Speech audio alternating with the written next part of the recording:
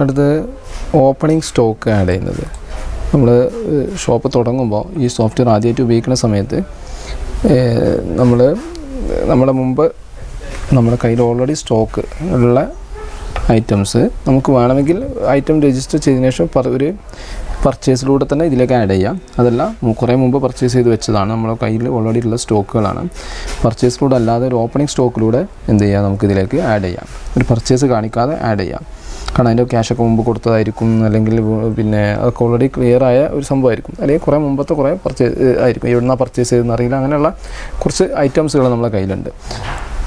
അത് നമുക്ക് പർച്ചേസിലൂടെ കാണിക്കുമ്പോൾ പർച്ചേസ് പോയിൻ്റ് കാണിക്കണം, അന്നത്തെ എമൗണ്ട് കാണിക്കണം, റേറ്റ് കാണിക്കണം, എല്ലാം ഒരുപാട് ഓപ്ഷൻസ് കാര്യങ്ങൾ വേണ്ടി വരും. അപ്പോൾ നമുക്ക് അതൊന്നുമില്ലാതെ ഓപ്പണിംഗ് സ്റ്റോക്കായിട്ട് ഇതിലേക്ക് ആഡ് ചെയ്യുന്ന രീതി എങ്ങനെയാണെന്ന് നോക്കാം.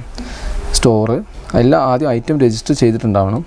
ഐറ്റം രജിസ്ട്രേഷൻ നടന്നിട്ടുണ്ടാവണം. ഓരോ ഐറ്റവും അതിൻ്റെ ഐറ്റം കോഡ്, ഏത് കാറ്റഗറിയാണ് അത്, അതിൻ്റെ ഐറ്റം നെയിം, ഇതൊക്കെ വളരെ പ്രധാനമാണ്. ഒക്കെ ആദ്യം ഐറ്റം രജിസ്ട്രേഷൻ നടന്നിട്ടുണ്ടാവണം. പിന്നെ ഉള്ളത് നമ്മൾ ഓപ്പണിംഗ് സ്റ്റോക്ക് എന്ന് പറഞ്ഞാൽ ഈ ഓപ്ഷനാണ് എടുക്കുക. ഓപ്പണിംഗ് സ്റ്റോക്കിലൂടെ നമുക്ക് ന്യൂ ഓപ്പണിംഗ് സ്റ്റോക്ക്, ഇങ്ങനെ ഓരോ ഐറ്റംസും ഇതിലൂടെ എന്ത് ചെയ്യാം, നമുക്ക് കോഡ് അറിയുന്നുണ്ടെങ്കിൽ, ഐറ്റം രജിസ്റ്റർ ചെയ്തപ്പോഴുള്ള ബാർ കോഡ് അറിയുന്നുണ്ടെങ്കിൽ അത് ടൈപ്പ് ചെയ്താൽ ബാക്കിയെല്ലാം ഓട്ടോമാറ്റിക് വരും. ഇനി അതറിയില്ല, ഐറ്റം കോഡ് അറിയുന്നുണ്ടെങ്കിൽ അത് ടൈപ്പ് ചെയ്താൽ ബാക്കിയുള്ള കോളങ്ങളൊക്കെ ഓട്ടോമാറ്റിക് ഫില്ലാവും. ഇനി അതും നമുക്ക് കിട്ടുന്നില്ല എന്നുണ്ടെങ്കിൽ കാറ്റഗറി സെലക്ട് ചെയ്യാം. അപ്പോൾ IC ആണ് കാറ്റഗറി. അതിൻ്റെ നെയിമും നമുക്കറിയണം. U2 എന്ന് പറഞ്ഞ IC ആണ് ഉള്ളത്. അപ്പോൾ അതിൻ്റെ ഐറ്റം കോഡൊക്കെ ഇവിടെ ഓട്ടോമാറ്റിക് വന്നു. ആദ്യം തന്നെ ഈ കോഡ് നമുക്ക് അറിയുന്നുണ്ടെങ്കിൽ നമുക്ക് ഈ കോഡൊക്കെ നമുക്ക് ഐറ്റം രജിസ്റ്റർ ചെയ്യുമ്പോൾ നമുക്ക് ഇഷ്ടമുള്ള കോഡ് കൊടുക്കാം. പേരായിട്ട് കൊടുക്കാം, നമ്പറായിട്ട് കൊടുക്കാം, എല്ലാം കൊടുക്കാം. എന്തും കൂടെ ആ കോഡ് നമുക്ക് നേരത്തെ അറിയുന്നുണ്ടെങ്കിൽ ഇവിടെ ടൈപ്പ് ചെയ്ത് കൊടുത്താൽ ബാക്കിയെല്ലാം ഓട്ടോമാറ്റിക് ഫില്ലാവും. ഓക്കെ, ഇതിപ്പോൾ ഓൾറെഡി സ്റ്റോക്കിൽ ഉള്ള സംഭവം ആയതുകൊണ്ടാണ് ഇവിടെ കാണിക്കുന്നത് കേട്ടോ. ഞാൻ പുതുതായിട്ട് രജിസ്റ്റർ ചെയ്തതല്ല. എന്തായാലും നമുക്ക് ഇതിന് പർച്ചേസ് പ്രൈസൊക്കെ അവിടെ ഓട്ടോമാറ്റിക് വരുന്നുണ്ട്. ഇനി അതിൻ്റെ യൂണിറ്റ് എങ്ങനെയാണ്, പീസാണോ മീറ്ററാണോ ക്വാണ്ടിറ്റി എന്നൊക്കെ ഉള്ളതാണ്. പീസസാണ് നമ്മൾ IC പറയാം. ടോട്ടൽ എമൗണ്ട്, ഏത് ഡേറ്റാണ് കാണിക്കേണ്ടത്, നിങ്ങൾക്ക് ഡിസ്ക്രിപ്ഷൻ എന്തെങ്കിലും കൊടുക്കണമെങ്കിൽ കൊടുക്കുക. ഇങ്ങനെ ആഡ് ചെയ്യുക. എത്ര ക്വാണ്ടിറ്റിയാണ് സ്റ്റോക്കിലുള്ളത്, കയ്യിലുള്ളത്, 5 സ്റ്റോക്ക് മുമ്പത്തുണ്ടെങ്കിൽ അതിൻ്റെ ടോട്ടൽ എമൗണ്ട് എത്ര വരും എന്നൊക്കെയാണ് കാണിക്കുന്നത്. ഓക്കെ, ആഡ് കൊടുക്കുക. ബാർകോഡും സെയിം തന്നെയാണ് കൊടുക്കുന്നത്.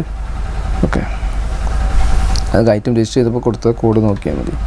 ആഡ് കൊടുക്കുന്നു, അത് ഇതിലേക്ക് സേവ് ആവുന്നത്. ഇങ്ങനെയാണ് നമ്മുടെ കയ്യിലുള്ള മുമ്പുള്ള ഐറ്റംസ് സ്റ്റോക്ക് രജിസ്റ്റർ ചെയ്യുന്ന മെത്തേഡ്. ഇത് നമ്മുടെ സ്റ്റോക്കിൽ ഓട്ടോമാറ്റിക് വരും. എന്നാൽ എവിടുന്നാണോ പർച്ചേസ് ചെയ്തതൊന്നും കാണില്ല. നമ്മുടെ ക്യാഷിനൊന്നും ബാധിക്കില്ല. മറ്റത് പർച്ചേസ് കാണിച്ചാൽ നമ്മുടെ ക്യാഷിൽ കുറയും.